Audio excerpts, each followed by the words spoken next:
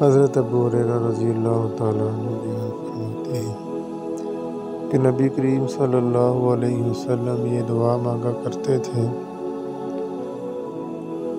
اللہم انی اعوذ بک من الفقر والقلۃ والذلۃ واعوذ بک ان اظلم او اظلم۔